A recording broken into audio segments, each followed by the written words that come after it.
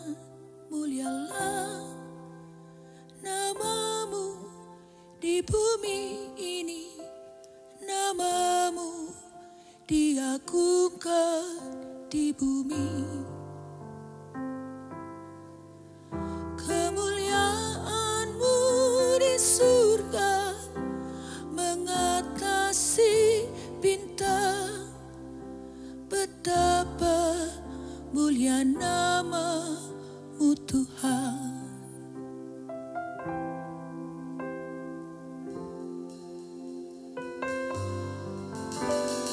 Tuhan, mulialah namamu di bumi ini, namamu diagungkan di bumi.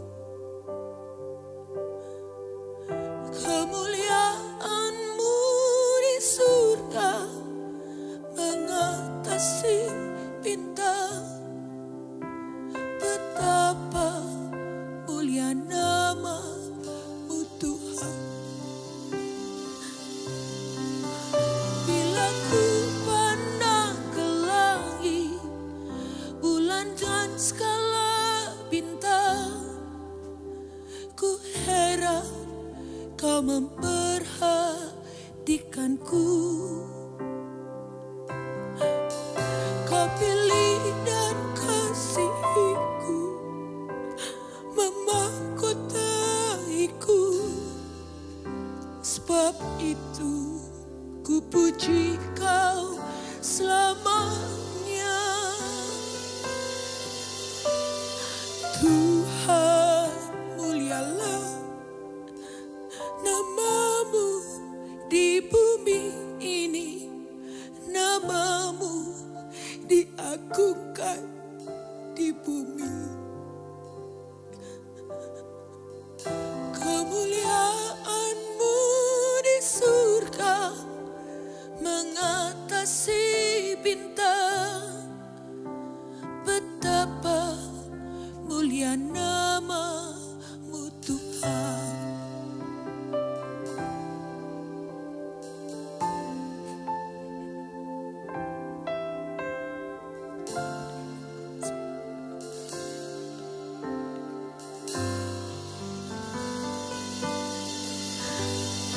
Tuhan, mulialah namamu di bumi ini, namamu diagungkan di bumi. Kemuliaanmu di surga mengatasi bintang. Betapa mulia namamu Tuhan. Bila ku pandang ke langit, bulan dan skala bintang, ku heran Kau memperhatikanku. Kau pilih dan kasihku, memahkotaiku. Sebab itu ku puji Kau selamanya. Bila ku pandang ke langit, bulan dan skala bintang, ku heran Kau memperhatikanku. Kau pilih dan kasihku, memahkotaiku. Sebab itu ku puji Kau selamanya. Tuhan, mulialah namamu di bumi ini, namamu diagungkan di bumi. Kemuliaanmu di surga mengatasi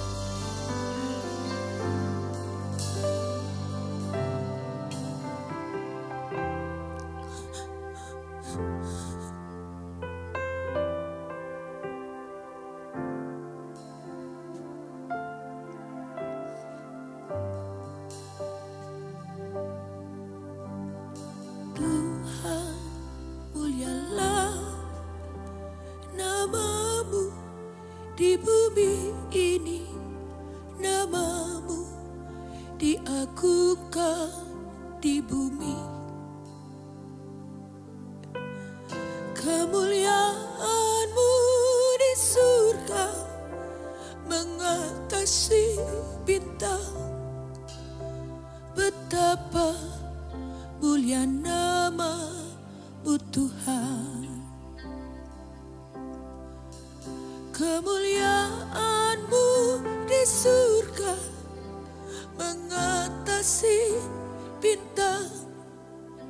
Betapa mulia nama-Mu Tuhan.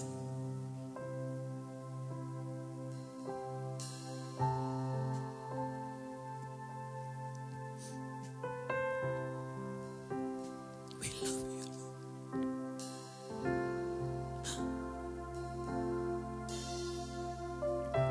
Jalan-Mu tak terselami,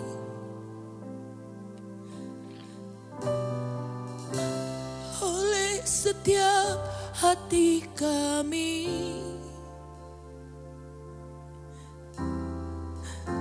Namun satu hal ku percaya, ada rencana yang indah. Tiada terduga kasih-Mu.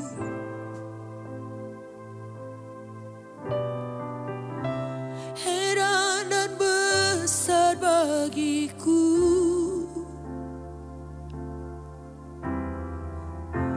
Arti kehadiran-Mu selalu nyata di dalam hidupku.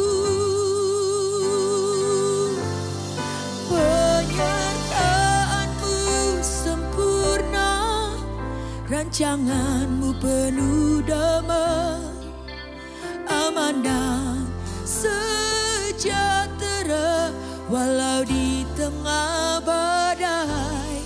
Ingin ku selalu bersama, rasakan keindahan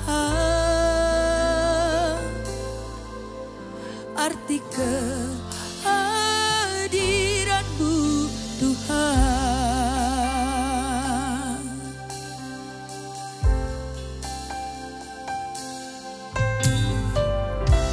Jalan-Mu tak terselami,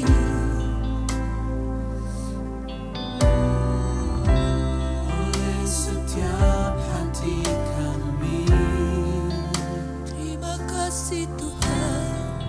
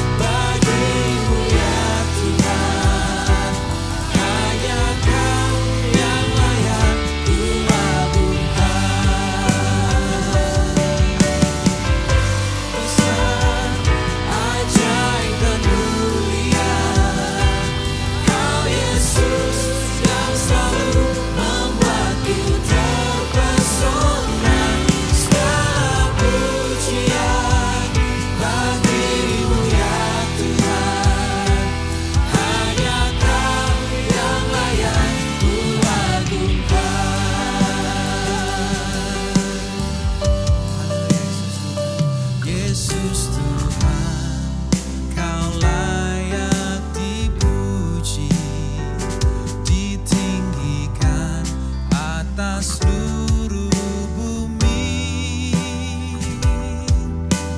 Ajaib kuasa-Mu, ya Allahku, ku kagum hormat padamu.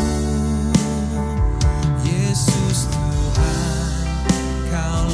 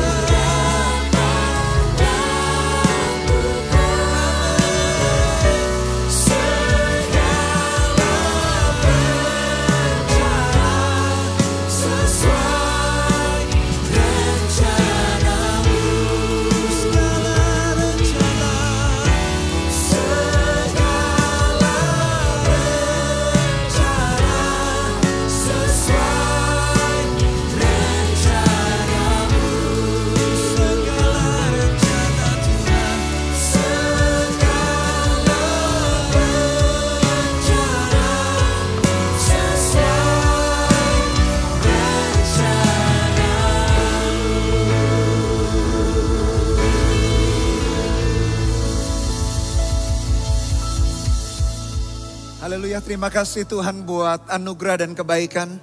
Terima kasih untuk waktu-waktu kami bisa menyembah Tuhan, menikmati hadirat-Mu. Kau bukan Tuhan yang jauh, Kau Allah yang begitu dekat, dan Kau Allah yang heran.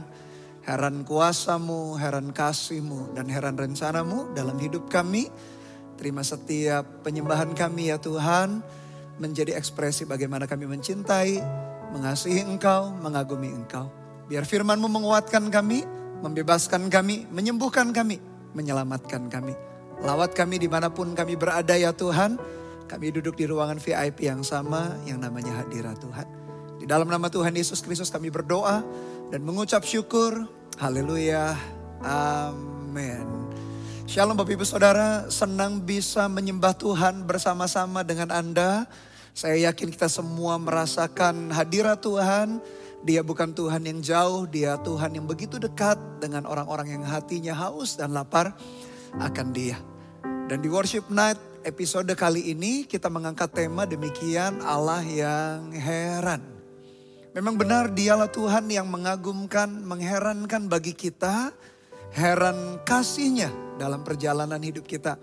Heran juga kuasa-Nya, di mana tak ada kuasa yang melampaui, melebihi kuasa Tuhan. Dan heran juga di dalam rencananya melampaui setiap rancangan. Rencana yang semula kita pikirkan sukses bagi diri kita sendiri. Tuhan punya rencana melampaui hal itu. Kita akan melihat dari satu perikop peristiwa di dalam kitab Injil. Bagaimana Yesus menunjukkan kasih-Nya, kuasa-Nya, dan rencananya. Dan biarkan juga menguatkan, meneguhkan kita semua. Mari buka Alkitab kita di dalam kitab Markus pasal yang kelima, ayat 1 sampai ayat yang ke-20. Markus pasal yang kelima ayat yang pertama sampai ayat yang ke-20, demikian.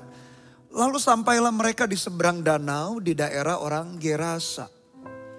Baru saja Yesus turun dari perahu, datanglah seorang yang kerasukan roh jahat dari pekuburan menemui Dia. Orang itu diam di sana dan tidak ada seorang pun lagi yang sanggup mengikatnya, sekalipun dengan rantai. Karena sudah sering ia dibelenggu dan dirantai, tetapi rantainya diputuskannya dan belenggu dimusnahkannya.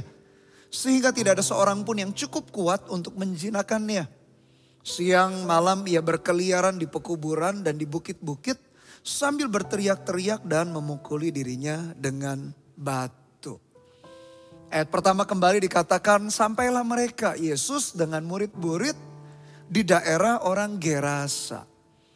Bapak Ibu Saudara, Gerasa bukan termasuk wilayah orang Yahudi, tetapi wilayah orang non-Yahudi. Padahal kita tahu bahwa Yesus dipanggil atau diutus Bapaknya untuk melayani orang-orang Yahudi atau orang-orang Israel pertama kali. Bukan berarti orang Israel adalah orang yang paling istimewa, dan mereka bukanlah tujuan akhir. Meskipun di dalam pemakaian Tuhan, Tuhan memanggil mereka pertama kali untuk dipilih Tuhan, dipanggil mereka menjadi partner, menjadi mitra kerjanya. Kalau berbicara mengenai pilihan pertama, memang betul Israel dipilih menjadi partner, dipilih menjadi hamba Tuhan. Tetapi kalau kita berbicara mengenai tujuan akhir bukanlah orang Israel itu sendiri. Karena Tuhan mencintai, mengasihi semua bangsa. Termasuk kita juga. Tuhan mengasihi, mencintai kita. Tuhan gak pernah pilih-pilih. Di hadapan Tuhan tidak ada anak emas, tidak ada anak tiri. Tidak ada anak yang dicintai, lalu yang sebagian anak yang dibenci. Tuhan mencintai, mengasihi semua orang, semua bangsa. Apapun warna kulit kita, bahkan apapun masa lalu kita, Bapak Ibu Saudara. Bahkan hari ini kalau kita pun kenal Tuhan Yesus, ingat baik-baik, bukan karena kita lebih istimewa dibanding orang-orang yang hari ini belum kenal Tuhan Yesus. Tapi karena Tuhan memilih kita menjadi yang sulung, dipanggilnya untuk menjadi mitra, partner Tuhan. Dengan tujuan supaya kita pun memberitakan Injil, menceritakan soal Yesus kepada orang-orang yang hari ini belum mengenal Tuhan Yesus di dalam perjalanan hidup mereka. Jadi kembali cerita ke Gerasa. Gerasa meskipun bukan tanah orang Yahudi, tanah Israel, tapi Yesus berkunjung ke sana. Di situ kita bisa mendapati bahwa hati Tuhan itu mencintai, mengasihi, mempedulikan semua orang. Tak ada orang yang diabaikan, tak ada orang yang tidak dianggap penting. Tidak dianggap tidak penting maksudnya, tapi semua orang dianggap penting. Buktinya Yesus mau mati bagi semua manusia. Berarti sebetulnya nilai kita, harga kita semahal pribadi dia. Karena dia korbankan dirinya demi menyelamatkan kita. Jadi kita akan melihat ternyata dimensi yang pertama Allah yang heran itu heran kasihnya. Dia mau jauh-jauh berkunjung ke tanah bukan orang Yahudi. Di situ untuk melayani satu orang. Dan kondisinya pun adalah kondisi yang menyedihkan. Bagaimana kondisi orang itu? Ayat 2 dikatakan, baru saja Yesus turun dari perahu, datanglah seorang yang kerasukan roh jahat dari pekuburan menemui dia. Yesus menempuh jarak yang jauh, berkunjung ke tanah orang non-Yahudi, bahkan hanya untuk melayani satu orang. Orang ini tidak punya kedudukan yang spesial, tidak punya latar belakang yang istimewa. Bahkan kalau bisa dibilang ini sampah masyarakat. Orang yang kerasukan setan, tinggal sendirian. Bahkan orang-orang pun tidak mau bergaul dengan dia. Bahkan tinggal di pekuburan yang sepi, yang kosong, gak ada orang. Ternyata Tuhan Yesus mau menjumpai orang itu. Meskipun orang itu bagi orang lain bukanlah siapa-siapa. Tapi bagi Yesus, orang itu sangat berharga. Dan tidak hanya berhenti sampai di situ saja. Kondisinya begitu mengerikan. Orang itu diam di sana, tak seorang pun lagi sanggup mengikatnya sekalipun dengan rantai. Sudah sering dibelenggu ayat yang keempat dan dirantai, tetapi rantai itu diputuskan dan belenggu dimusnahkannya. Bahkan ayat yang kelima dikatakan siang malam ia berkeliaran di pekuburan dan di bukit-bukit sambil berteriak-teriak. Ini orang sudah nggak punya titel, nggak punya jabatan, nggak punya apapun di dalam hidupnya. Bahkan pekerjaannya hanya seorang diri di pekuburan. Siang malam kerjanya cuma berteriak-teriak. Dan ayat yang kelima B dengan menyedihkan dikatakan dia memukuli dirinya dengan batu. Itulah akibat daripada seseorang yang kerasukan setan. Orang yang dirasuki setan selalu setan itu, iblis itu pekerjaannya hanya mencuri, membunuh, dan membinasakan. Oleh karena itu Yesus berkata, ditulis dalam Yohanes 10 ayat 10. Yesus berkata, aku datang untuk memberikan kamu hidup supaya kamu mempunyainya dalam segala kelimpahan.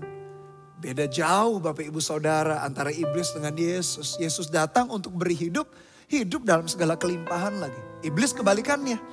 Dia datang hanya untuk mencuri, mengambil sesuatu, lalu membunuh dan membinasakan.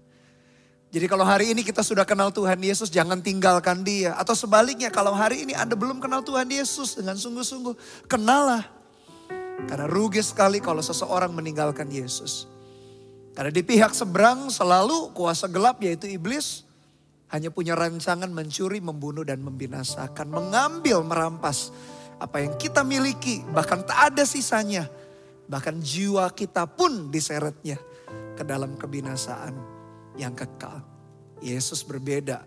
Dia tidak merampas, dia justru menyerahkan nyawanya. Dan supaya memberikan kita kehidupan yang kekal. Dari ayat 1 sampai ke 5 kita mengerti betapa heran kasihnya. Yesus menempuh jarak yang jauh, Yesus menempuh untuk mengunjungi tanah non-Yahudi. Hanya untuk satu orang saja.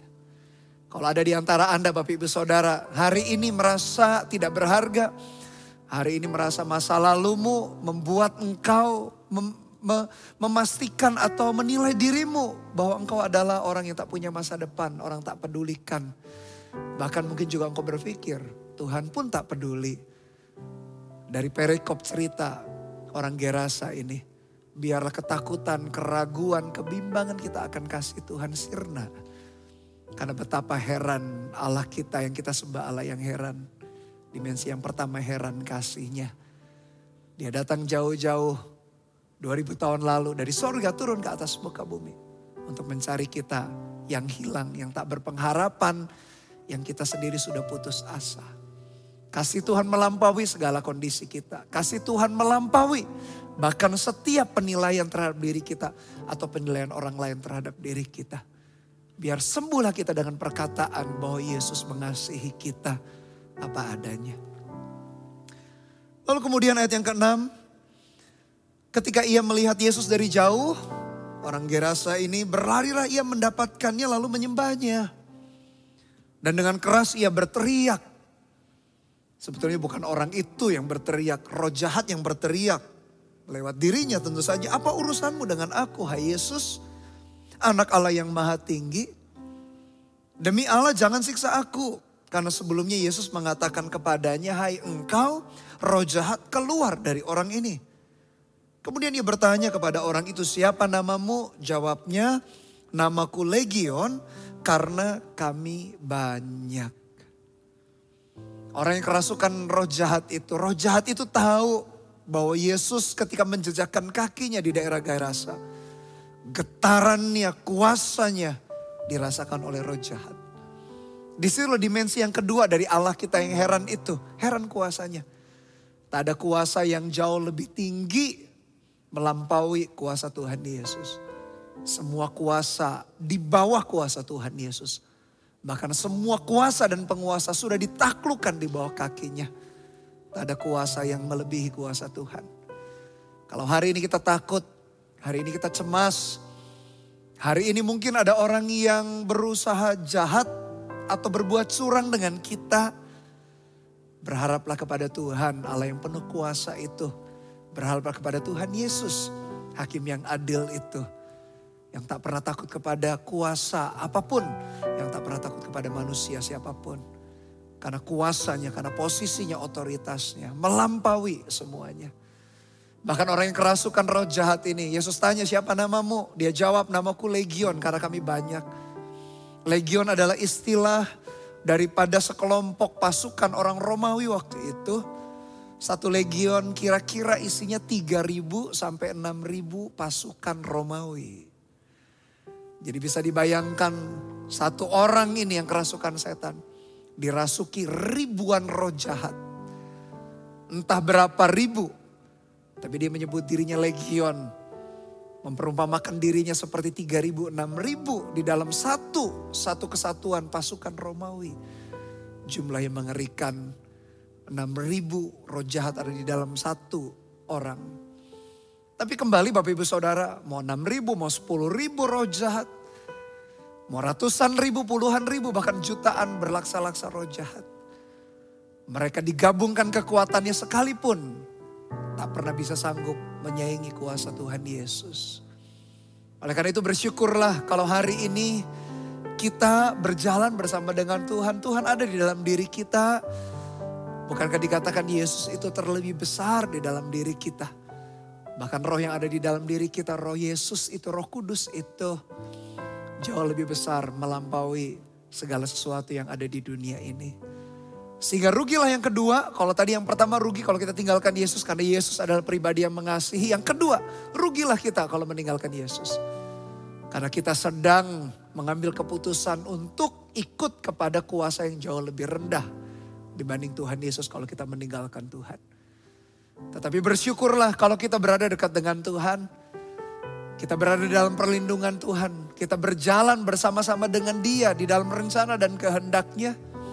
Kuasanya melampaui apapun yang ada di atas langit, yang ada di bumi, bahkan di bawah bumi.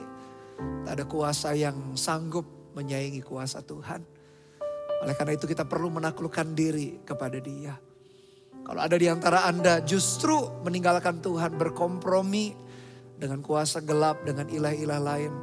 Entah bermain dengan okultisme supaya Anda bisa sukses, supaya Anda bisa berhasil, awet muda, panjang umur, enteng jodoh mungkin, atau apapun. Anda mencoba meninggalkan kuasa Tuhan. Anda sedang mengkompromikan dengan kuasa yang lebih rendah daripada kuasa Tuhan. Dan tahukah Anda, kompromi atau bersahabat dengan kuasa kegelapan selalu berujung kepada kebinasaan jiwa kita. Atau mungkin Anda terlibat okultisme karena ingin sembuh dari sakit penyakit tertentu. Kenapa tidak berharap kepada Tuhan Yesus? Kalau ada pergumulan dalam pekerjaan, dalam pasangan hidup, dalam jodoh, dalam rumah tangga, dalam keluarga, dalam sakit penyakit. Kenapa kita meninggalkan kuasa yang paling tinggi? Baik di bumi maupun di sorga, gak ada kuasa yang melampaui Dia. Kenapa kita meninggalkan Dia? Bukankah Dia memiliki kuasa? Dia berkuasa di atas segala-galanya. Justru ketika kita berada di dalam kondisi yang lemah, yang tak berdaya, Di dalam pergumulan ini dan itu, justru seharusnya kita semakin mendekatkan diri kepada Dia. Kembali kepada cerita orang yang dirasuk roh jahat yang begitu banyak. Disebut legion tadi, mereka pun gemetar. Ribuan roh jahat gemetar dengan kehadiran seorang pribadi, yaitu Tuhan Yesus.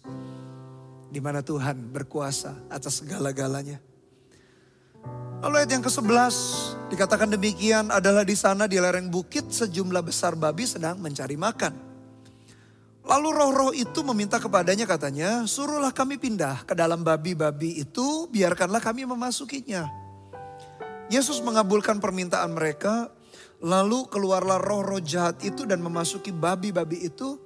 Kawanan babi yang kira-kira 2.000 jumlahnya itu terjun dari tepi jurang ke dalam danau dan mati lemas di dalamnya. Yesus memang tidak memerintahkan secara langsung roh-roh jahat itu tinggal atau pergi kepada babi-babi. Akhirnya babi-babi itu menjatuhkan diri, akhirnya mati. Tapi Yesus mengizinkan.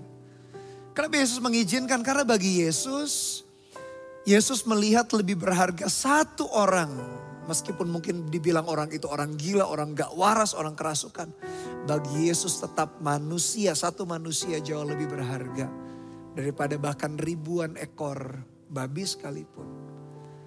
Berbeda cara pandang dengan manusia. Mari kita lihat respon orang-orang, penjaga-penjaga atau masyarakat di Gerasa. Mari kita lihat respon mereka ayat 14. Maka larilah penjaga-penjaga babi itu dan menceritakan hal itu di kota dan di kampung-kampung sekitarnya. Lalu keluarlah orang itu untuk melihat apa yang terjadi. Mereka datang kepada Yesus dan melihat orang yang kerasukan itu duduk, sudah berpakaian dan sudah waras. Orang yang tadinya kerasukan legion itu, maka takutlah mereka. Orang-orang yang telah melihat sendiri hal itu menceritakan kepada mereka tentang apa yang telah terjadi atas orang yang kerasukan setan itu dan tentang babi-babi itu, babi-babi yang mati lemas jatuh tadi. Lalu perhatikan, mereka mendesak Yesus supaya ia meninggalkan daerah mereka. Perhatikan, bagi orang banyak, bagi warga, bagi orang Gerasa, yang lebih berharga adalah babi. Dan babinya banyak pula, 2.000 babi. Bagi Yesus sebaliknya. Bagi Yesus lebih berharga meskipun satu orang. Bisa dibilang orang yang dibuang sampah masyarakat. Sekalipun bagi Yesus tetap berharga satu orang itu. Untuk itulah dia mati. Untuk itulah dia mati bagi kita. Jika kita hitung 2.000 ekor babi dikuruskan hari ini, kira-kira setara dengan 1 juta US dollar. Atau mungkin sekitar 14 sampai 15 miliar rupiah. Jumlah yang banyak. Tapi bagi Yesus, mau semahal apapun harta benda, mau seberharga apapun hewan binatang, mau seberharga apapun sebuah bisnis, sebuah peluang. Bagi Yesus yang lebih berharga adalah Bapak, Ibu, Saudara dengan saya.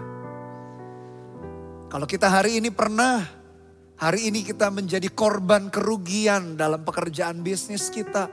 Lalu kita berpikir bisnis yang kita bangun berpuluh-puluh tahun sirna, kita merasa demikian juga dengan hidup kita gak punya harapan, kita salah besar. Bisnis kita boleh hancur berantakan meskipun bisnis itu kita bangun puluhan tahun.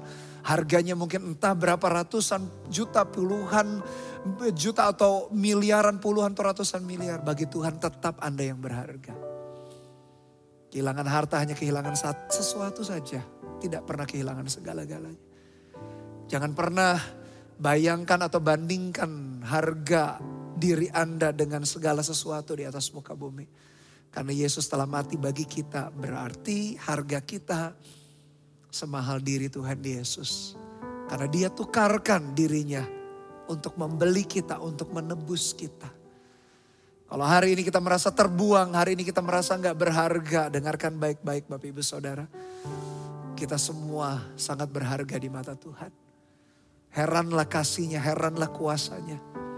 Kasihnya membuat Yesus rela untuk datang ke Gerasa, mengusir roh jahat itu. Dibandingkan dengan babi-babi, Yesus melihat satu orang itu berharga. Itulah heran kasihnya. Dan Yesus dengan otoritas, dia mengusir roh-roh jahat itu. Sampai mereka takluk, sampai mereka gemetar. Kita perlu bersyukur kita punya Allah yang begitu heran, Allah yang begitu luar biasa. Tapi ironis menyedihkan, warga Gerasa ketakutan, mereka mengusir Yesus. Mereka gak mau nerima Yesus. Karena mereka merasa telah dirugikan. Sayang, mereka selalu menilai seperti orang dunia menilai. Selalu harta, posisi, jabatan, keterkenalan, selalu itu yang dikejar. Tapi Yesus melihat jiwa atau manusia itu begitu berharga. Mereka lebih menolak Yesus dibanding mereka melihat bahwa orang ini telah sembuh, orang ini telah diselamatkan. Lalu ayat yang ke-18, pada waktu Yesus naik lagi ke dalam perahu, orang yang tadinya kerasukan setan itu meminta supaya ia diperkenankan menyertai dia.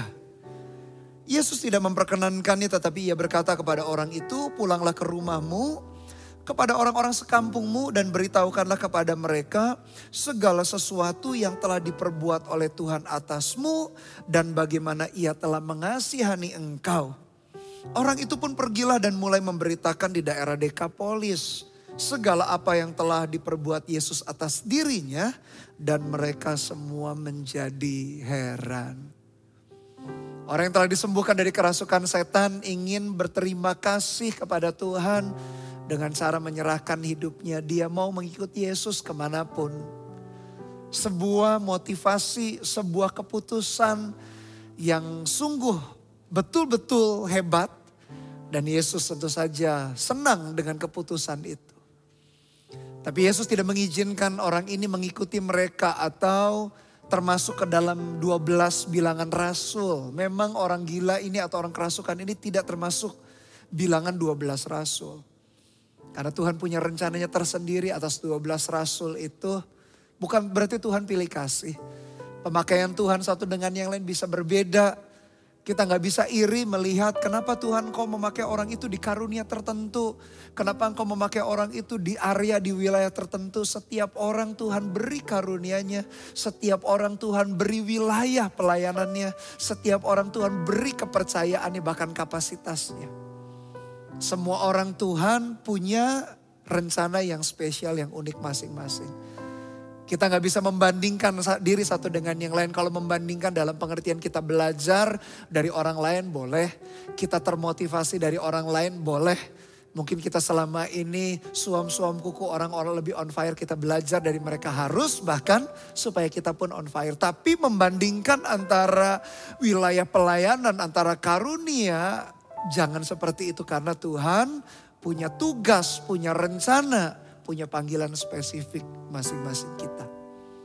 Kita bisa boleh saling terinspirasi, tapi iri, lalu akhirnya marah, kecewa, tidak boleh. Orang yang baru sembuh saja dari kerasukan setan ini ingin menjadi bilangan, salah satu bilangan daripada 12 rasul. Tapi Yesus punya rencana yang lain. 12 rasul Tuhan punya rencana. Bahwa mereka betul-betul akan menjadi soko guru gereja mula-mula. Tuhan punya rencana atas 12 rasul. Tapi Tuhan juga punya rencana atas satu orang yang baru sembuh daripada kerasukan roh jahat. Dan disitulah kita bisa kenal dimensi yang ketiga. Yesus kita heran rencananya. Rencananya bisa berbeda satu dengan yang lain. Dia ciptakan unik. Bahkan talenta karunia pun Tuhan berikan satu dengan yang lain berbeda. Bukan iseng, bukan kebetulan. Tapi karena ada rencana yang khusus, yang spesifik. Yang perlu kita kerjakan. Yang orang lain gak bisa. Tapi karunia itu ditaruh dalam hidup kita. Berarti kita perlu mengerjakannya. Sebaliknya, yang orang lain bisa, kita gak bisa. Disitulah justru satu dengan yang lain kita bisa merendahkan hati. Kita bisa bekerja sama. Kita gak merasa yang paling superior. Satu dengan yang lain kita bekerja di dalam sebuah tim yang kompak, tim kerajaan sorga untuk menyelesaikan rencana dan kehendaknya.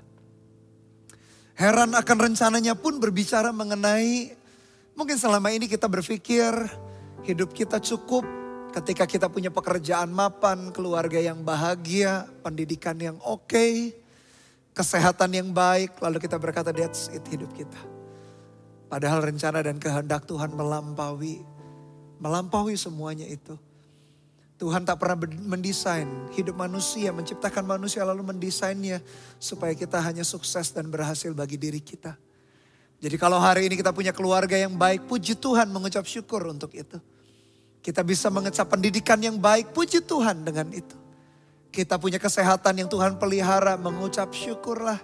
Kita punya keuangan yang diberkati, suami atau istri yang harmonis, pernikahan kita baik, anak-anak kita pun anak-anak yang takut akan Tuhan. Kita bersyukur buat semua anugerah, semua sumber daya yang Tuhan berikan. Tetapi tidak boleh berhenti hanya di titik itu. Heranlah rencananya, Tuhan panggil setiap kita supaya melalui sumber daya yang kita miliki, melalui potensi, melalui talenta yang kita punya, yang Tuhan percayakan dalam hidup kita, pada akhirnya kita melayani sesama kita. Pada akhirnya kita menjadi saksi, memberitakan Injil. Pada akhirnya orang-orang di sekeliling kita mengenal Tuhan Yesus lewat hidup kita. Mungkin tak pernah terbayang dari kita, Tuhan membawa kita sejauh cita-cita, melampaui bahkan cita-cita kita. Bahkan mungkin gak pernah terbayang oleh kita. Kita berhadapan dengan begitu banyak orang yang membutuhkan Tuhan. Dan Tuhan pakai kehidupan kita untuk menjamah hidup mereka satu persatu. Saya pun kalau boleh bersaksi, saya pun kagum, heran akan rencana Tuhan. Saya berpikir setelah saya menyelesaikan kuliah saya berpikir waktu itu setelah lulus SMA masuk dalam perkuliahan, lulus kuliah, saya pikir udahlah cita-cita jadi orang kaya, kerja di luar negeri dan sebagainya. Tapi di situ Tuhan memberikan visi yang lain. Tuhan memanggil saya menjadi hamba Tuhan. Meskipun tak semua kita dipanggil menjadi hamba Tuhan sepenuh waktu. Tapi panggilan Tuhan tetap sama. Melampaui keberhasilan, melampaui kesuksesan bagi diri kita. Terimalah visi itu. Terimalah rencana dan kehendak Tuhan. Yang heran itu dalam hidup kita.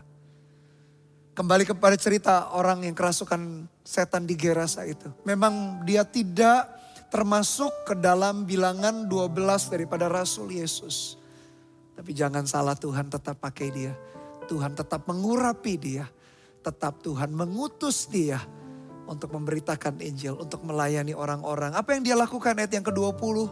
Orang itu pun pergilah dan mulai memberitakan di daerah Dekapolis segala apa yang telah diperbuat Yesus atas dirinya. Dan mereka semua menjadi heran. Dikatakan Dekapolis berarti ada 10 kota, 10 wilayah. Bayangkan orang gila yang kerjaannya dulu hanya berteriak-teriak siang dan malam. Sendirian di pekuburan, gak punya masa depan. Menyiksa dirinya dengan memukuli batu. Berubah kondisinya menjadi pemberita Injil. Menjadi orang yang menginspirasi, menghidupkan, memberi pengharapan kepada orang-orang lain. Bahkan gak tanggung-tanggung, minimal di awal pelayanan dia. Di Dekapolis atau 10 wilayah 10 kota. Bayangin yang dulunya gak punya masa depan, yang dulunya sampah masyarakat. Di tangan Tuhan setelah perjumpaan dia dengan Tuhan Yesus. Hidupnya mengubahkan hidup orang lain. Dan orang-orang yang berjumpa dengan dia terheran-heran. Saya bisa bayangkan mungkin ada orang-orang yang sakit mendengar kesaksian dia. Mungkin ada yang keluarganya pun kerasukan setan seperti dia. Mungkin gak sebanyak dia. Dirasuki ribuan setan. Mungkin ada orang yang putus asa dengan pernikahannya atau apapun. Saya bisa bayangkan orang-orang di sekelilingnya terheran-heran. Mungkin mereka bergumam dengan diri mereka sendiri. Kalau orang gila saja bisa waras. Orang yang kerasukan setan ribuan aja bisa terbebas. Mungkin selalu ada jawaban di dalam diri Tuhan Yesus. Lewat Tuhan Yesus bagi mereka yang bergumul. Saya bisa membayangkan Dekapolis, seluruh wilayah itu ramai membicarakan mengenai orang gila, orang yang kerasukan ini. Dan pastinya dia bercerita mengenai Tuhan Yesus yang telah mengerjakan, yang telah membebaskan, yang telah menyembuhkan, yang telah melepaskan dia. Heranlah rencananya, heranlah rancangannya. Alkitab berkata, setinggi langit dari bumi, demikian jauhnya rancanganku dari rancanganmu.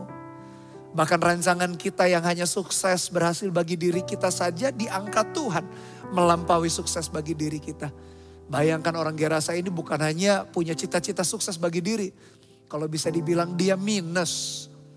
Tidak seperti orang normal kebanyakan. Yang minus pun bukan hanya diangkat menjadi sembuh dan netral.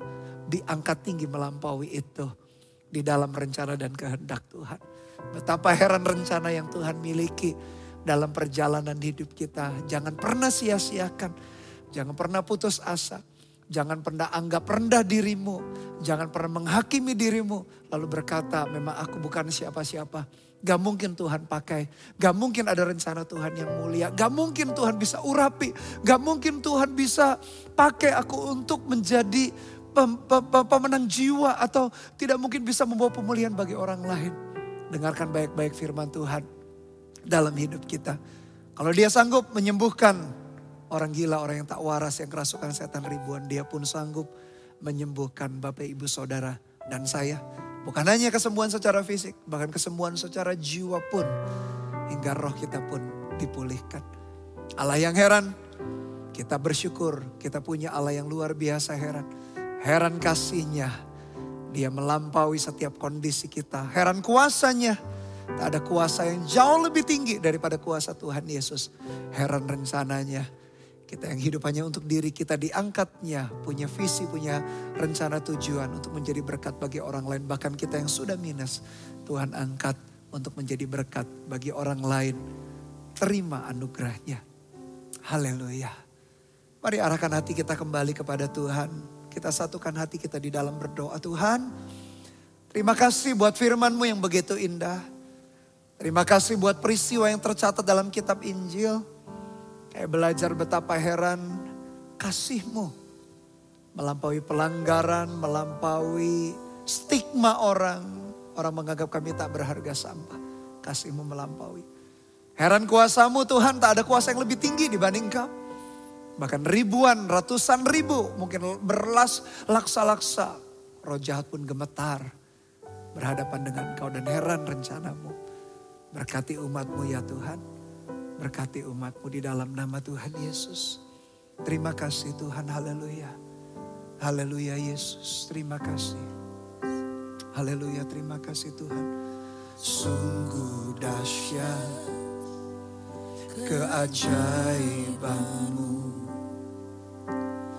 tak tergapai oleh pikiranku. Semua yang telah ada dan yang akan datang, Kau menjadikan segalanya indah. Terpesona kan kebesaran-Mu dari dulu sampai selamanya.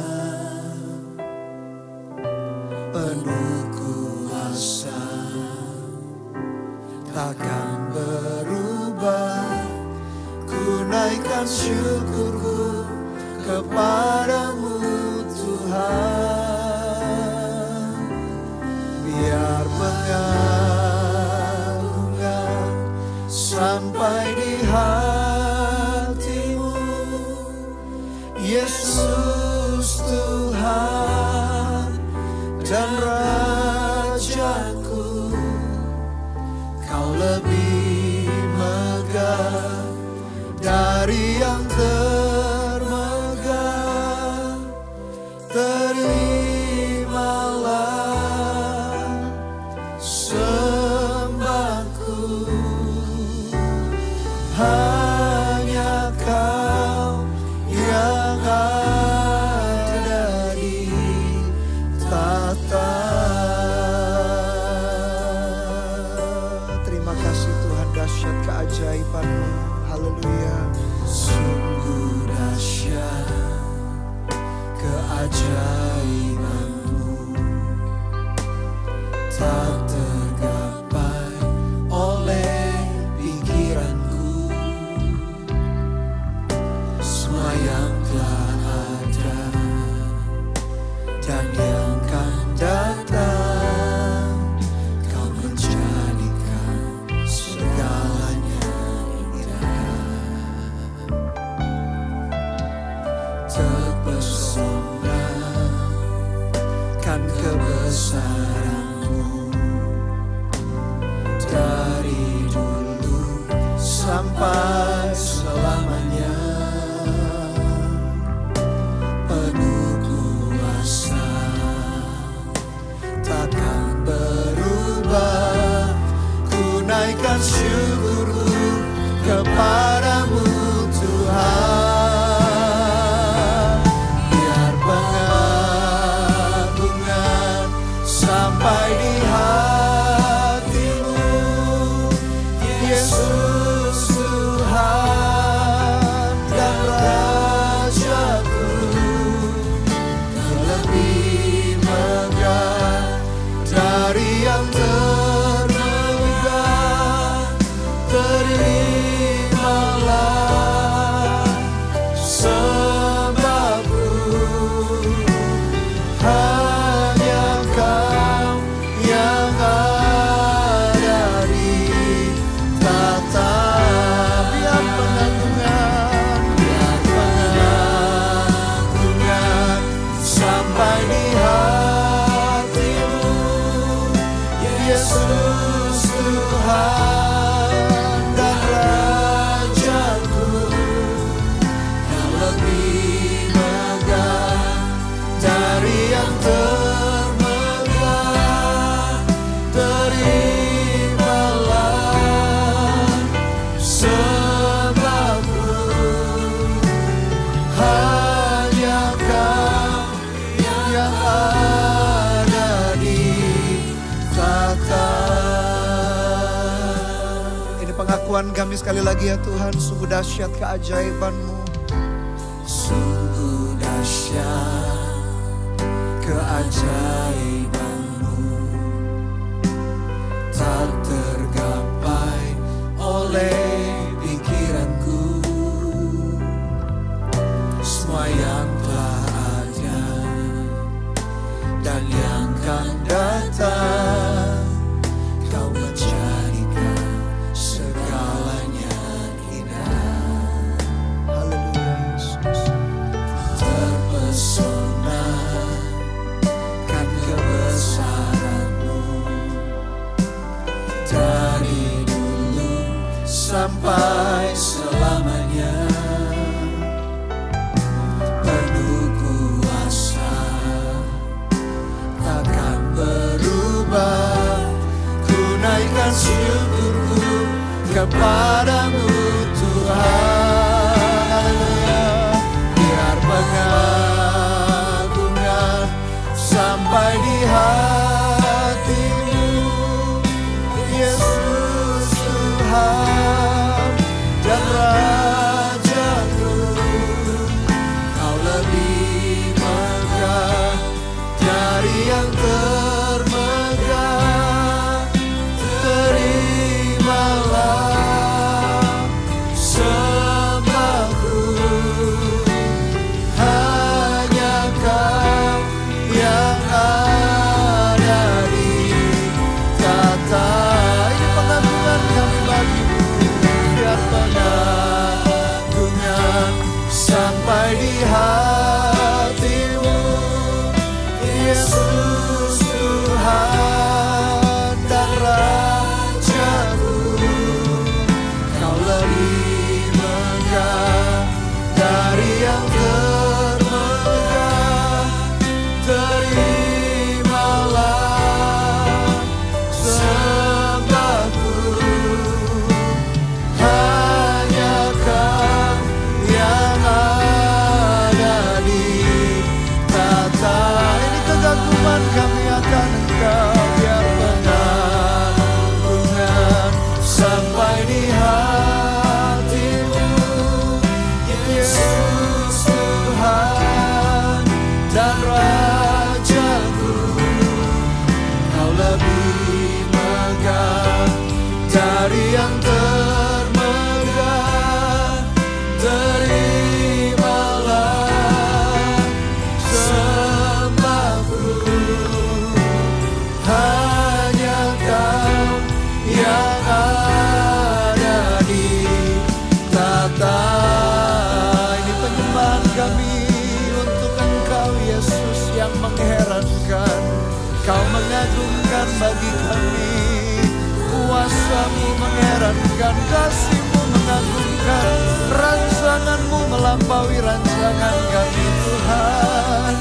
Kami bersyukur, berterima kasih. Oralana masyana mata karala, orirana masyurana mata karala marala. Kasih-Mu melampaui setiap pelanggaran kami. Kasih-Mu melampaui setiap stigma yang dibuat oleh orang-orang ya Tuhan. Kasih-Mu melampaui segala-galanya. Karena Kau mengasihi kami apa adanya, kami bersyukur. Kami berterima kasih buat kasih-Mu Tuhan. Terima kasih buat kuasa-Mu. Kuasa-Mu Tuhan melampaui segala kuasa apapun. Baik yang di langit, yang di bumi, yang di bawah bumi. Kuasa-Mu, kuasa-Mu ya Tuhan. Kami bersyukur, kami berterima kasih. Kami gak bisa hidup terlepas daripada-Mu ya Tuhan. Gak bisa hidup di luar kasih-Mu. Biar kami melekat kepada-Mu Yesus. Haleluya. Terima kasih Tuhan. Rancangan-Mu mengherankan ya Tuhan. Melampaui keberhasilan, melampaui kesuksesan kami. Rancangan-Mu Tuhan, rancangan damai sejahtera, bukan kecelakaan, memberikan masa depan yang penuh harapan. Terima kasih Tuhan. Koralada basyo, koralada mata karala, hiaralada busyana mata karala, hiaralada be, hiaralada bo. Terima kasih, kami bersyukur buat anugerah Tuhan. Terima kasih Tuhan buat kesetiaan. Terima kasih buat kasih setia-Mu Tuhan. Ini pengagungan kami. Biar pengagungan sampai di hati-Mu, Yesus Tuhan dan Rajaku. Kau lebih megah dari yang termegah. Terimalah sembahku, hanya Kau yang ada di tata. Biar pengagungan sampai di hati-Mu, Yesus Tuhan dan Rajaku. Kau lebih megah dari yang termegah. Terimalah sembahku,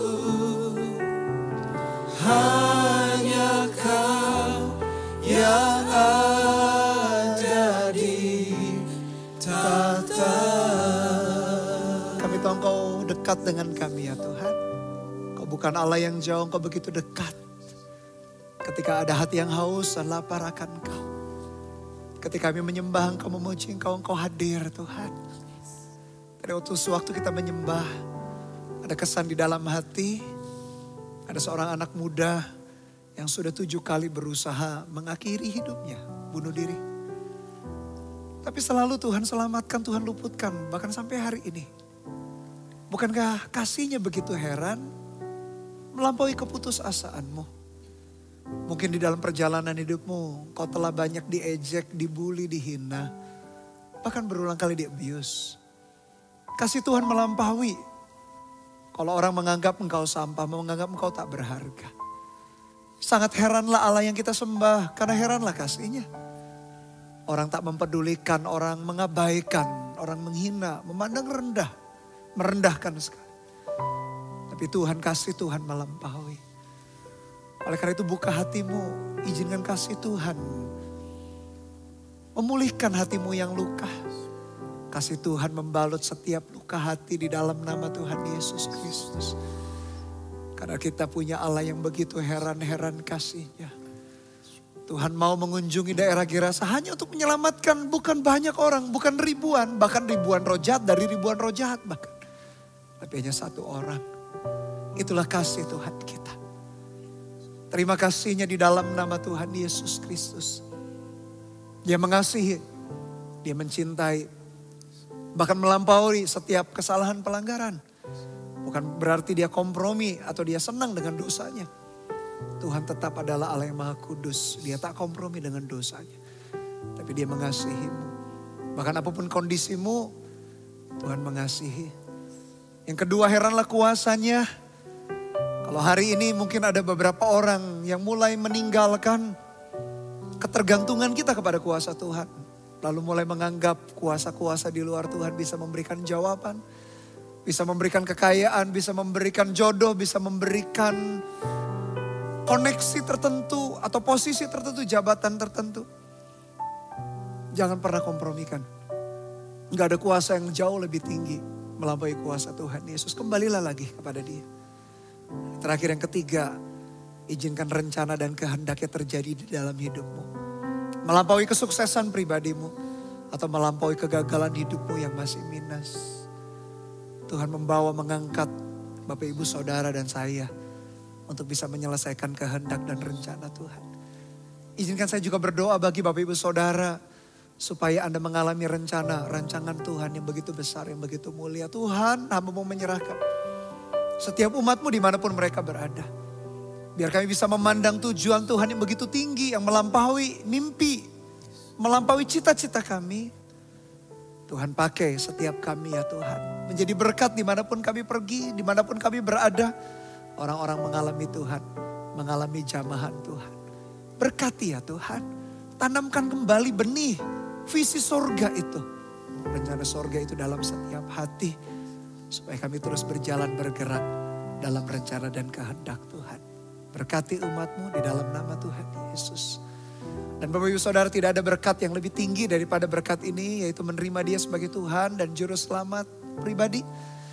Kalau ada di antara Anda belum pernah menerima dia sebagai Tuhan dan Juru Selamat pribadi. Atau Anda telah meninggalkan dia. Dan Anda rindu berbalik kepada dia. Ikuti doa yang sederhana ini dengan segenap hatimu. Katakan demikian. Tuhan Yesus, saya menyadari saya adalah manusia yang berdosa. Ampuni segala dosa dan pelanggaran saya. Sucikan, kuduskan dengan darah-Mu yang kudus. Hari ini dengan mulut saya mengaku. Dengan hati saya percaya bahwa Tuhan Yesus adalah Tuhan dan Juru Selamat. Yang telah mati di atas kayu salib 2000 tahun lalu. Bangkit pada hari yang ketiga. Terangkat ke sorga. Dan sekarang duduk di sebelah kanan Allah Bapa yang mulia. Hari ini saya menerima Engkau sebagai Tuhan dan Juru Selamat pribadi atas hidupku sampai selama-lamanya. Aku percaya mulai hari ini namaku ditulis dalam kitab kehidupan. Terima kasih Tuhan. Pakai aku untuk melayani Engkau dan melayani sesama. Di dalam nama Tuhan Yesus Kristus. Selamat bagi Anda yang baru saja mengucapkan doa tadi. Anda sedang memasuki kehidupan yang baru. Temukan komunitas gereja di mana Anda tinggal. Kalau ada gereja Mawar Sharon di sana juga. Anda bisa tertanam, bertumbuh, dimuridkan. Dan melayani Tuhan. Melayani sesama. Haleluya, sekali lagi kita arahkan hati kita kepada Tuhan. Terima kasih buat anugerah. Terima kasih Tuhan, kami kagum dan heran akan Engkau. Biar pengagungan kembali kepadamu ya Tuhan, haleluya. Biar pengagungan sampai di hatimu, Yesus Tuhan dan Rajaku. Kau lebih megah dari yang termegah. Terimalah sembahku, hanya Kau yang ada di tata. Sekali lagi biar pengagungan